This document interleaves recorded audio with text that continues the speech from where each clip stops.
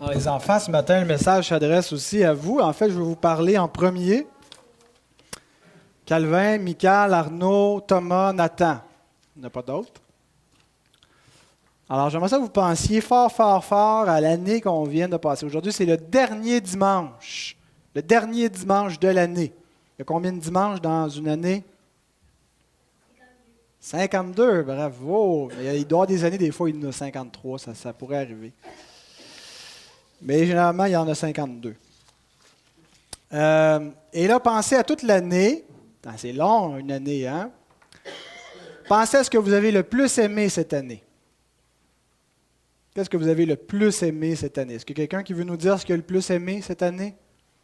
Oui, Michael. L'école maison de piano, ça paraissait pas. Mais je te crois qu'avec le recul, tu t'en rends compte. Oui, Arnaud. C'est quoi tu as le plus aimé cette année?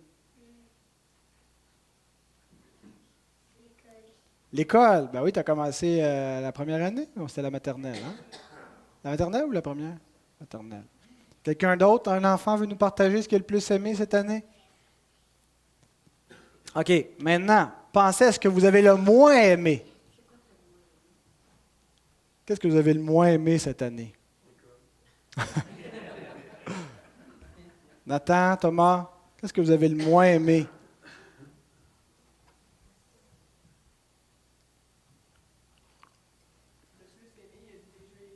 Ah, les jeux électroniques, ça c'est le plus.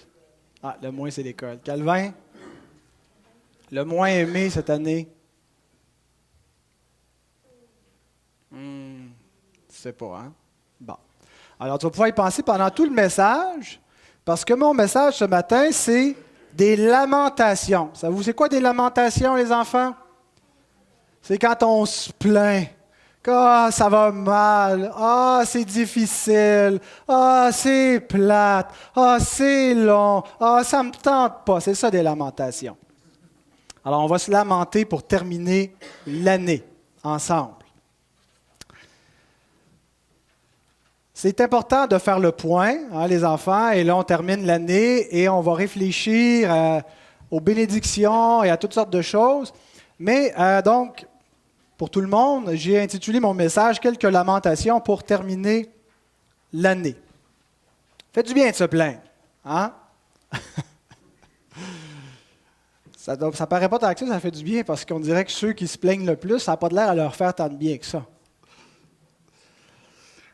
En fait, ce n'est pas nos lamentations qui feront l'objet de notre message de ce matin, mais c'est les lamentations de Jérémie, le prophète Jérémie.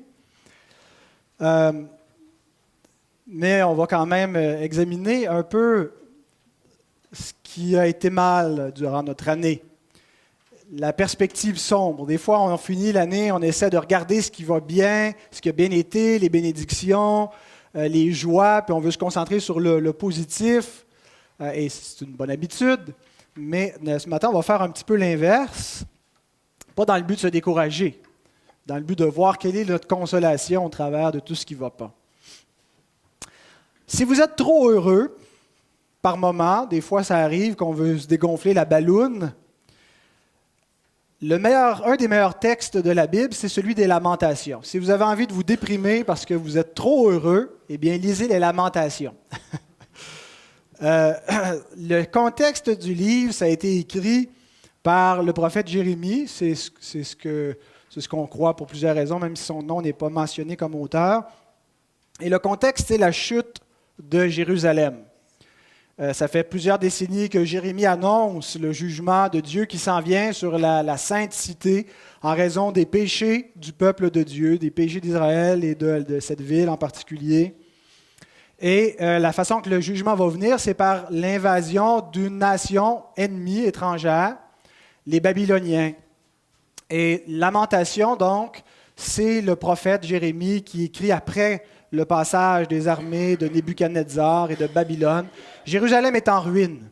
Essayez d'imaginer un petit peu ce que pourrait ressembler Saint-Jérôme là, si ça avait été saccagé par une armée comme ça qui vient et qui met tout, qui enflamme, qui détruit, qui pille, qui vole, qui viole les gens qui sont morts en pleine rue, un peu partout. Alors, Jérusalem était dans cet état-là, sans dessus-dessous. Jérémie pleure sur Jérusalem, il se lamente. Alors, c'est ça le livre des Lamentations. Bon matin. Mais si vous voulez vous encourager, un des passages les plus encourageants de toute la Bible se trouve également dans le livre des Lamentations. Il vient vraiment comme une espèce de rayon de soleil au milieu de ce ciel qui est complètement couvert de nuages, qui est sombre. Et là, il y a un éclat de lumière qui apparaît au beau milieu du livre. C'est vraiment le point central, le point culminant du livre des Lamentations. Et c'est un texte donc qui est bien connu. C'est le texte qu'on va lire ce matin. Lamentations 3, 21 à 26. Voici ce que je veux repasser en mon cœur, ce qui me donnera de l'espérance. Les bontés de l'Éternel ne sont pas épuisées, ses compassions ne sont pas à leur terme, elles se renouvellent chaque matin. Oh, que ta fidélité est grande! L'Éternel est mon partage, dit mon âme. C'est pourquoi je veux espérer en lui. L'Éternel a de la bonté pour qui espère en lui, pour l'âme qui le cherche. Il est bon d'attendre en silence le secours de l'Éternel. Prions. Seigneur, nous te remercions de ce temps que nous pouvons prendre ce matin, un temps qui est dédié à toi, à ton nom, à ton honneur, en ta présence, avec ta parole, Seigneur, et nous te prions de nous parler ce matin. Merci de tout ce que tu nous as accordé cette année, et nous te prions que nous puissions, en ce dernier dimanche, Seigneur, goûter une fois de plus à ta grâce, à la joie, Seigneur, de ta présence. Bénis nos âmes, Seigneur, alors que nous sommes réunis autour de ton trône de grâce. Amen.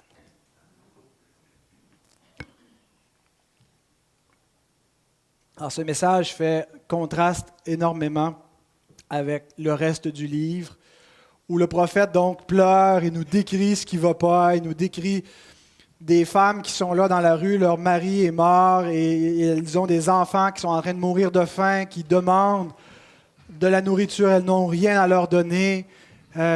Quelques chapitres plus tard, il voit encore ces femmes qui, au lieu de nourrir ces enfants, sont en train de les faire cuire pour se nourrir. Peut-être les enfants sont morts et il n'y a rien à manger, et on mange leurs dépouilles. Imaginez la détresse, l'horreur de la scène. Mais là vient ce passage où il y a un éclat de bonheur, un éclat d'espérance, de lumière qui vient dans ces mots du prophète, qui dit « Voici ce que je veux repasser en mon cœur, voici ce qui va me donner de l'espérance. » Alors mon message sera divisé en deux. D'abord les lamentations, ensuite la consolation. L'homme est un champion pour se plaindre, n'est-ce pas? Nous nous plaignons de notre sort, nous nous plaignons de nos circonstances, les circonstances de notre vie, de notre état physique, de notre apparence. On n'aime pas les cheveux que Dieu nous a donnés, ou les dents, ou la couleur de nos yeux, ou notre grandeur. On se plaint de nos circonstances financières, rarement parce qu'on en a trop, généralement c'est parce qu'on trouve qu'on n'en a pas assez, mais des fois on se plaint parce que, bien qu'on en a beaucoup, on a beaucoup de soucis qui viennent avec l'argent, on se plaint de notre état de santé, on se plaint de notre passé, de notre enfance, de ce que nos parents n'ont pas fait, qu'ils auraient dû faire. On se plaint de notre quotidien, on se plaint qu'on est trop occupé, on a trop de choses à faire, on n'a jamais le temps de s'arrêter, puis on dit qu'on court, puis est-ce que ça va être comme ça toute notre vie? Ou on se plaint qu'on s'ennuie, qu'on n'a rien à faire, que c'est plate, que c'est long, qu'on est dans la solitude, que personne ne vient nous voir. On se plaint de la nourriture qu'on a à manger. Mon fils Calvin est le champion par excellence pour cela. Il faut dire que des soupes crues, c'est pas toujours la chose la plus extraordinaire. Je plaisante, chérie, sont merveilleuses tes soupes. Elle nous écoute à la télé. Et Donc, on se plaint de la nourriture. Les Israélites se plaignaient, ils se plaignaient de ce que Dieu leur envoyait à manger, c'était jamais correct. On se plaint de la météo, fait trop chaud, fait trop froid, fait jamais le temps qu'on voudrait. On se plaint des autres, on se plaint de ceux qui se plaignent, on se plaint parce que le monde est fatigant, on se plaint de comment les gens sont. Ah, lui est de même, en tout cas. On se plaint de ce qu'ils ont, qu'on aimerait avoir parce qu'on a envie. On se plaint de ce qu'ils font. On se plaint de ce qu'ils ne font pas, qu'ils devraient faire. On se plaint du gouvernement. Il y a des gens qui se plaignent parce que le gouvernement ne fait pas assez. Il devrait en faire plus. Il devrait s'occuper de plus de choses. Il y en a d'autres qui se plaignent parce que le gouvernement en fait trop et que parce qu'il en fait trop, il nous coûte trop cher. On se plaint parce que le gouvernement est corrompu, on se plaint du service à la clientèle. On va dans une boutique et on dit « As-tu vu l'air bête? La serveuse, la caissière ou le gars chez Bell qui n'est pas capable de nous parler dans un français convenable. » On se plaint de l'Église, et là ça devient personnel. Des sermons trop longs. Pas assez d'illustrations, trop doctrinales, trop sévères. Pas assez de vocabulaire, l'Église est trop sainte ou elle n'est pas assez sainte, trop sévère. Et ça, c'est un bon indicateur. On a eu les deux. On a des gens qui sont plaints qu'on est trop sévère et d'autres qu'on ne l'est pas assez, qu'on est trop lousse. Alors, ça nous dit qu'on est probablement bien équilibré. Ou l'Église ne fait pas ceci, ne fait pas cela, devrait faire tel ministère. Et on va même jusqu'à se plaindre de Dieu. On se plaint de sa providence, de ce que Dieu en réserve pour nous, qui ne nous bénit pas assez ou pas de la façon qu'on voudrait, qui laisse faire le mal, qui ne répond pas à nos prières. Et on pourrait continuer la liste comme ça, mais c'est une liste suggestive. J'espère que nous nous sommes vus dans ces quelques suggestions. Est-ce qu'on a raison de se plaindre? N'a-t-on jamais raison de se plaindre? Voici ce que Jérémie déclare quelques versets plus loin à un peuple qui est totalement dévasté. « Qui dira qu'une chose arrive sans que le Seigneur l'ait ordonné? N'est-ce pas de la volonté du Très-Haut que viennent les maux et les biens? Pourquoi l'homme vivant se plaindrait-il? Que chacun se plaigne de ses propres péchés. Recherchons nos voies et sondons et retournons à l'Éternel. »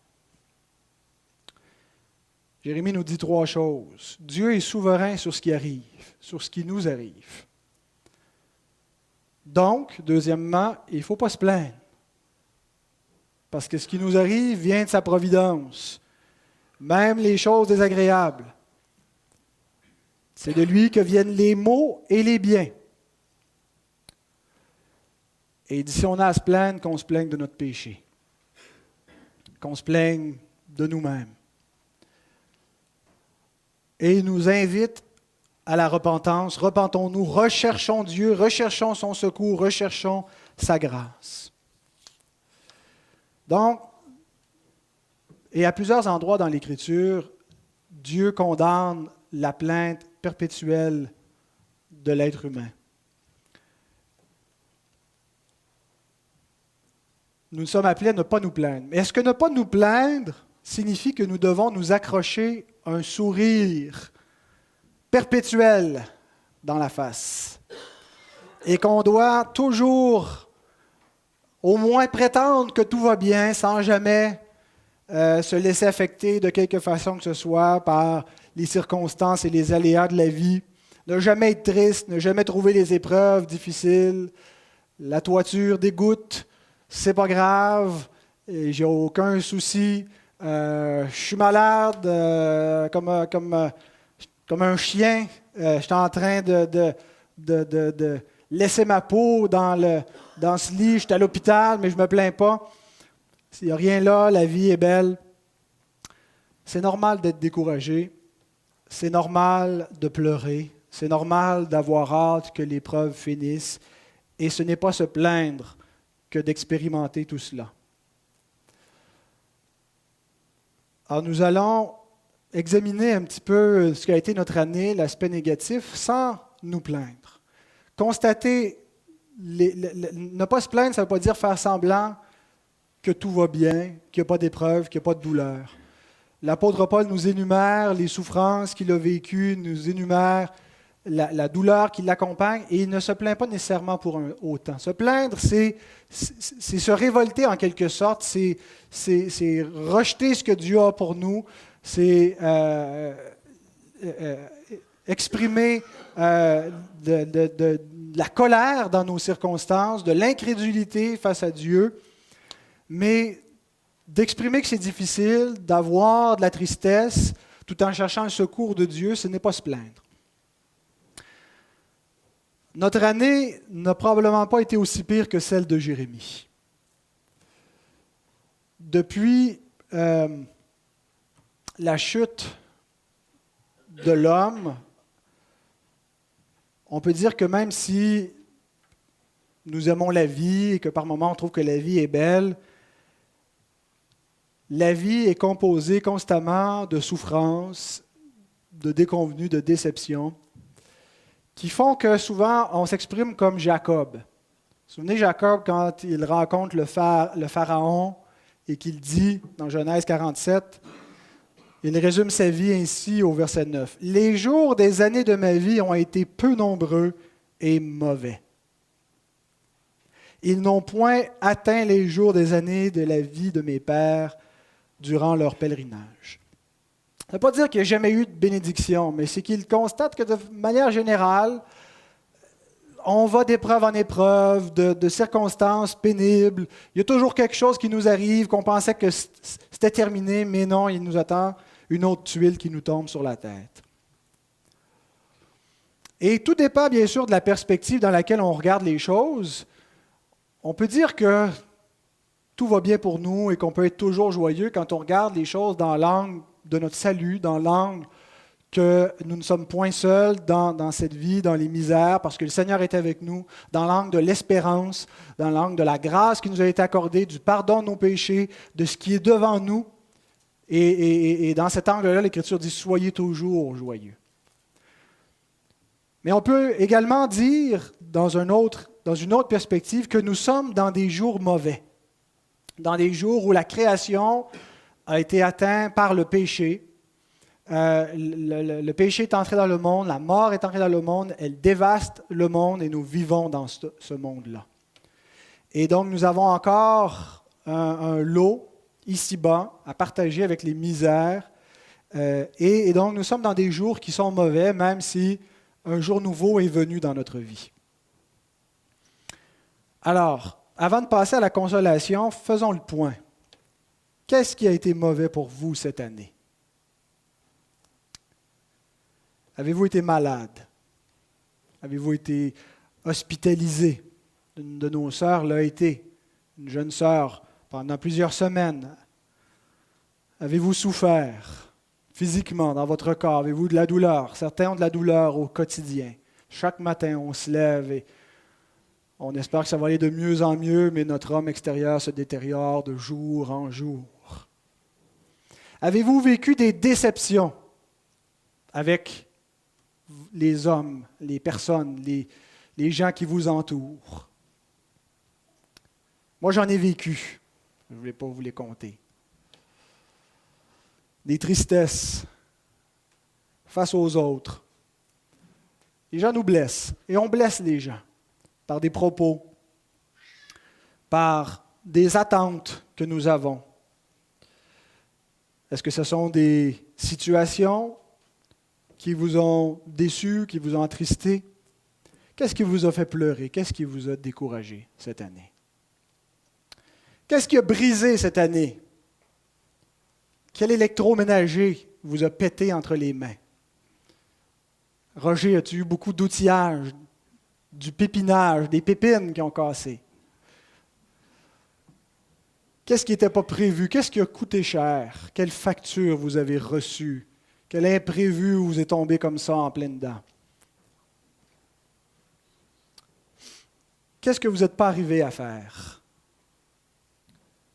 Qu'on pensait qu'on allait réussir, qu'on allait finir. J'espérais finir ma maison.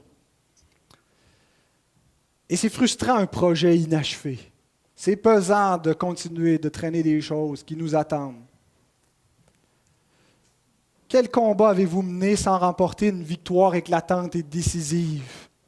Quelle victoire espériez-vous? Quel échec avez-vous dû essuyer?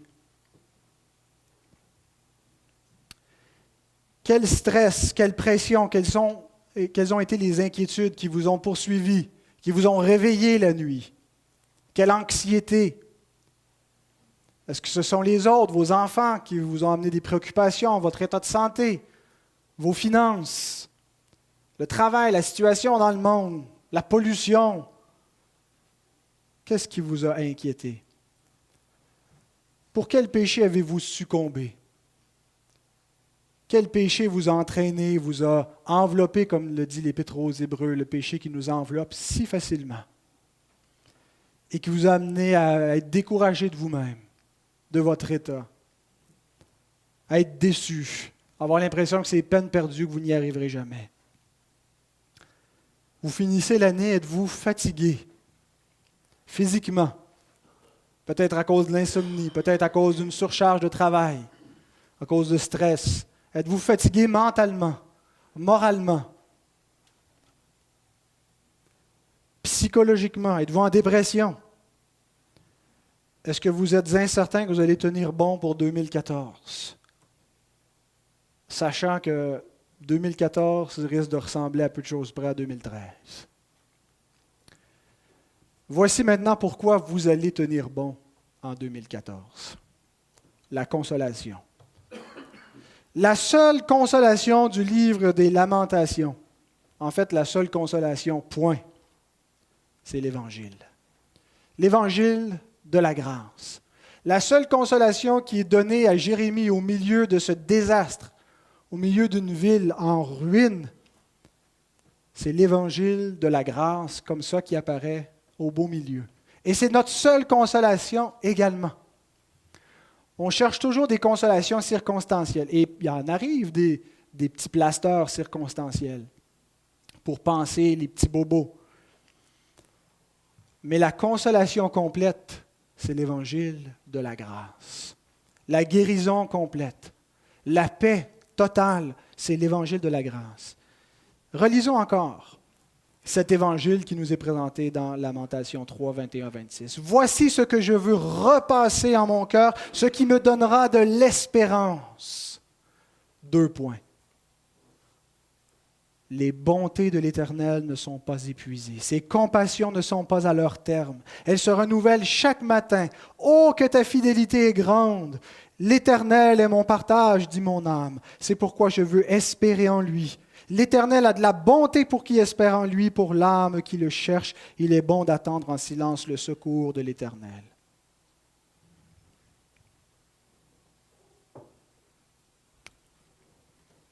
Les bontés de Dieu semblaient épuisées. Il semblait être arrivé au bout de la patience de Dieu, au bout de la grâce de Dieu. Le jugement s'est abattu, la ville est en ruine, la lignée davidique est perdue, le roi est mort, le reste du peuple est amené en captivité. Le temple où l'Éternel avait les yeux est détruit. Il fume encore de cette fumée, de ce feu dont il a été incendié. Tout est perdu. Qu'est-ce qui restait à Jérémie à espérer? Quelle consolation pouvait-il trouver? Comment est-ce qu'il peut dire les bontés de l'Éternel ne sont pas épuisées? Où est-ce qu'il prend cela quand il regarde Jérusalem qui est en ruine?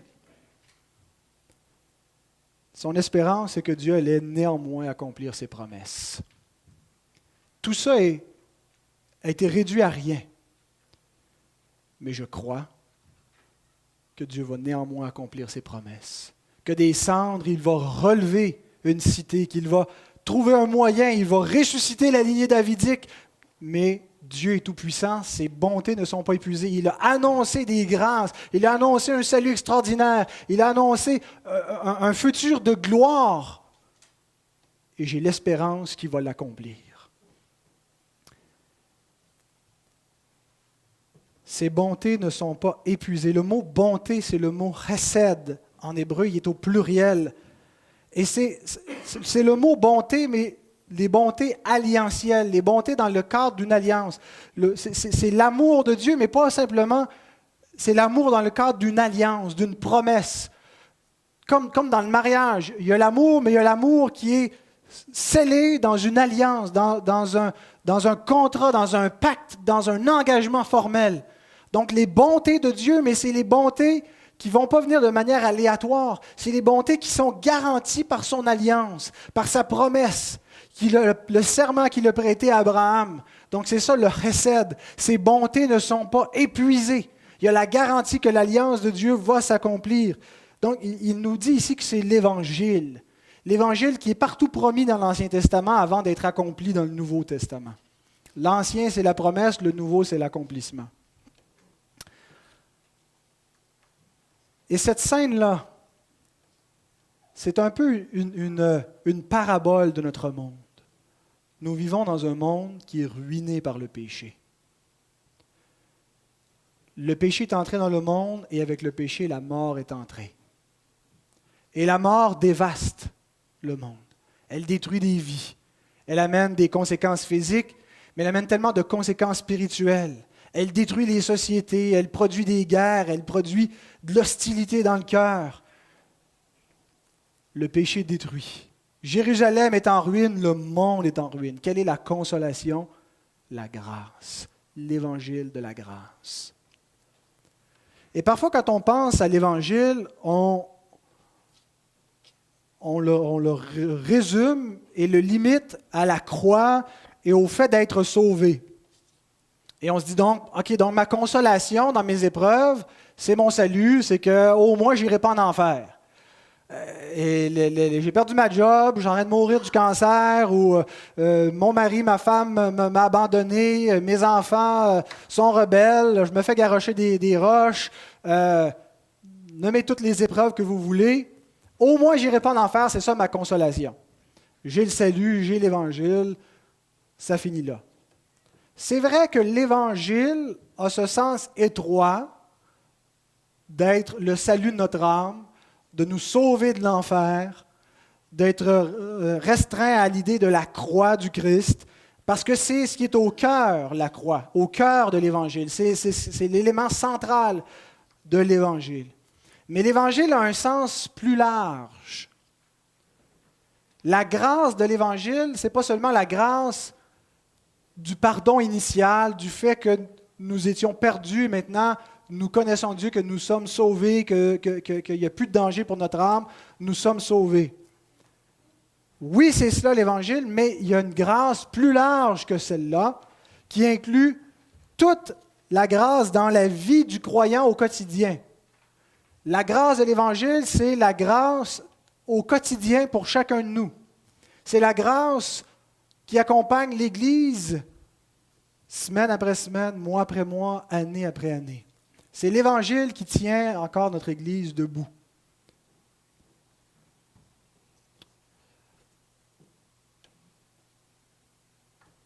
La grâce, c'est la grâce qui m'a sauvé, mais c'est la grâce également qui me secourt chaque jour de ma vie.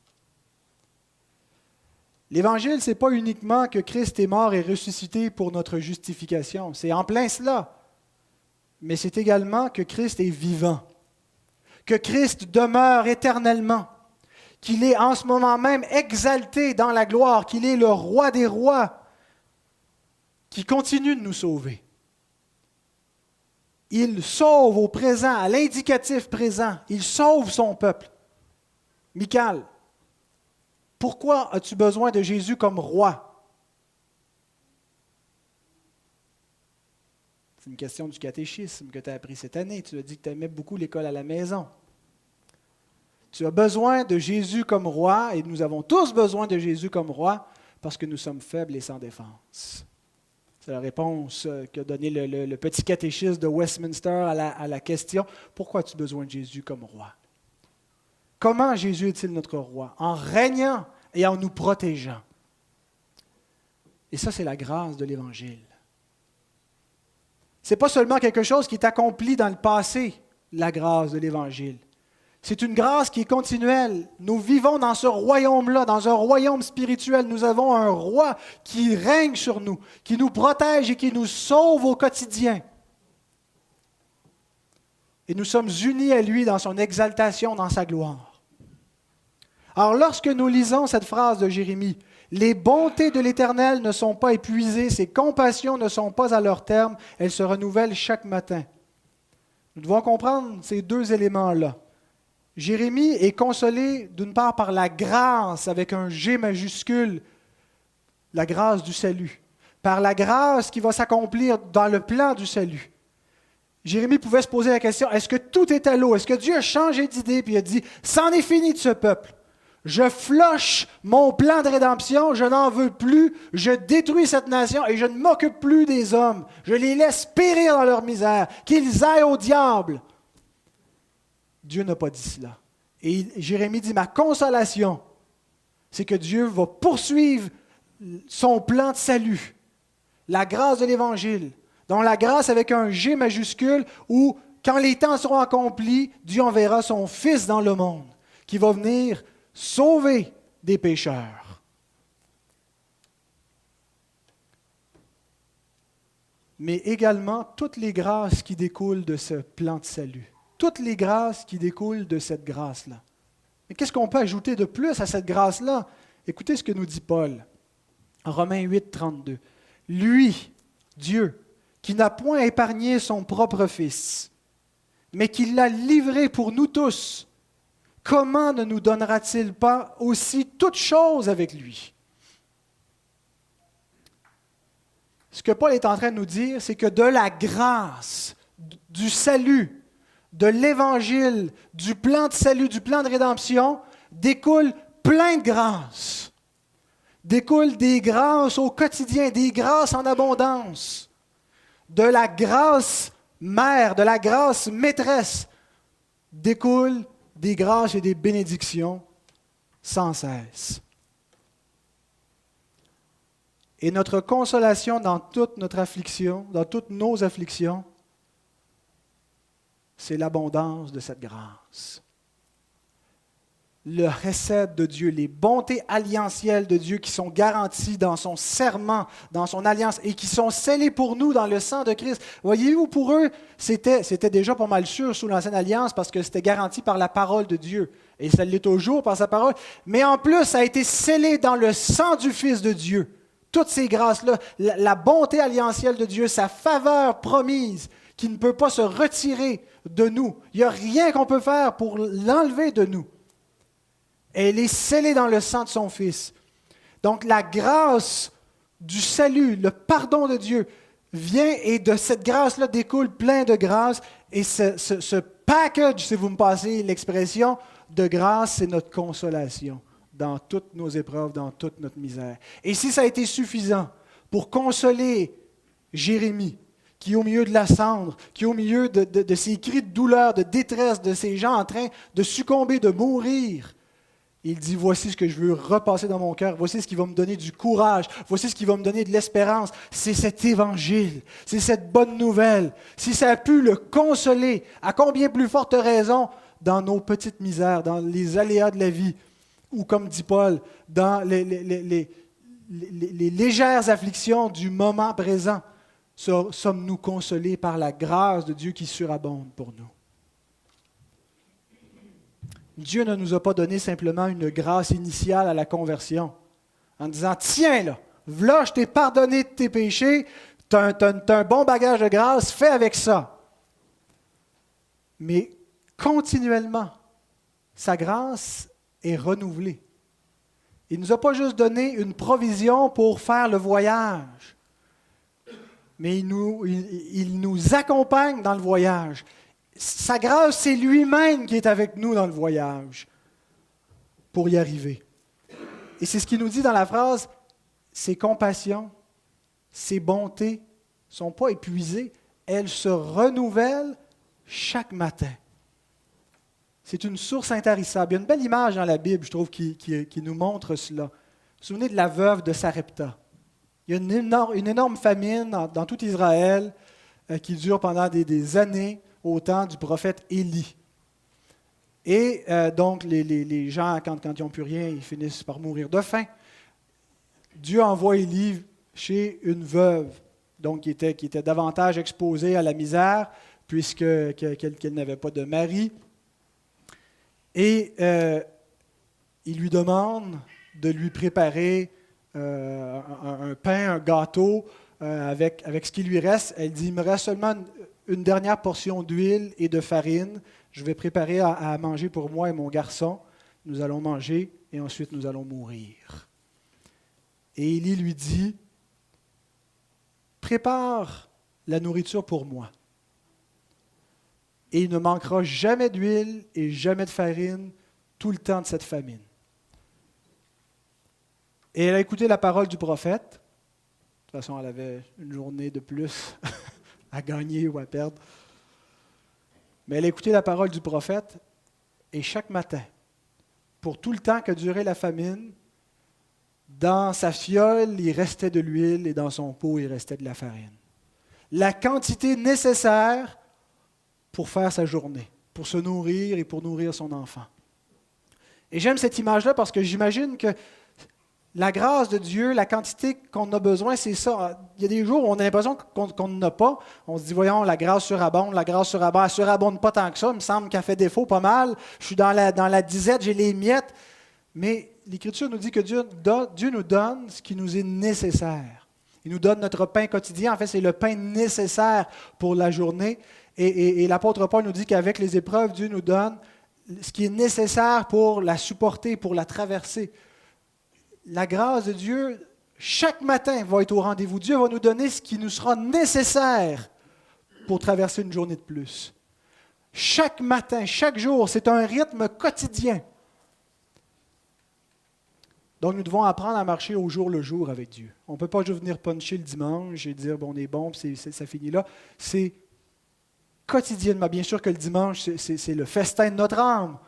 Hein, on vient et on se rassasie d'une plus grande mesure encore dans la grâce. Mais chaque jour, nous devons apprendre à marcher avec Dieu au quotidien. Bien-aimés, il n'y aura jamais un matin que vous allez vous lever en 2014, ni en 2015, ni jusqu'à ce que la famine soit terminée, c'est-à-dire jusqu'à ce que les nouveaux cieux, la nouvelle terre viennent à nous.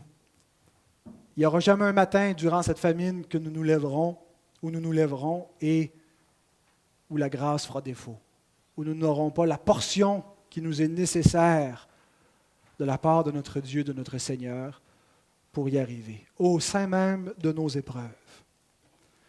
Il y aura encore des épreuves en 2014. Chérie, les enfants vont encore pleurer, ça va être encore pénible. Et les autres qui ont de jeunes enfants, vous allez encore avoir les épreuves qu'implique de s'occuper de jeunes enfants, les inquiétudes qui viennent avec ça. Et les autres qui ont des enfants plus vieux, vous allez avoir encore les stress qui viennent avec des ados, ou même avec des enfants adultes, et des enfants en particulier qui ne marchent pas avec le Seigneur. Il y a encore des outils Roger qui vont briser cette année. Peut-être que votre toiture va encore couler, Madame Payette. Peut-être que la maison ne se vendra pas aussi vite. Peut-être qu'elle ne se vendra pas du tout. Et je ne sais pas ce qui nous attend, chacun de nous. En fait, nous ne savons pas ce que 2014 nous réserve. Mais voici ce que nous devons repasser dans notre cœur. Voici ce qui va nous donner du courage. Notre Seigneur est vivant. Il n'est pas mort. Il n'est pas absent. Il n'est pas en voyage. Il n'est pas séparé de nous. Il est vivant. Il est avec nous par son Saint-Esprit en nous. Il est avec nous par toutes sortes de moyens de grâce qu'il nous a donnés pour être en communion avec lui. Et sa grâce ne fera pas de défaut aucun jour de l'année. Elle nous est assurée par sa vie même. Et tout ce qu'il nous faut pour traverser cette année se trouve en lui. La sagesse qui nous manque pour faire nos choix, quand on ne sait pas quoi décider, quand on est dans un cul-de-sac. La patience, quand on est au bout du rouleau. La douceur, quand on a l'agressivité ou la colère qui est dans notre cœur. La joie, quand on a l'âme à plat et complètement dégonflée. La paix quand on est troublé dans l'anxiété. La victoire est auprès de notre Seigneur. Elle est en lui et il est en nous. Sa grâce n'est pas épuisée. N'avançons pas dans cette année en nous disant « Ah, maintenant tous les mauvais jours sont derrière nous. 2013, la page est tournée.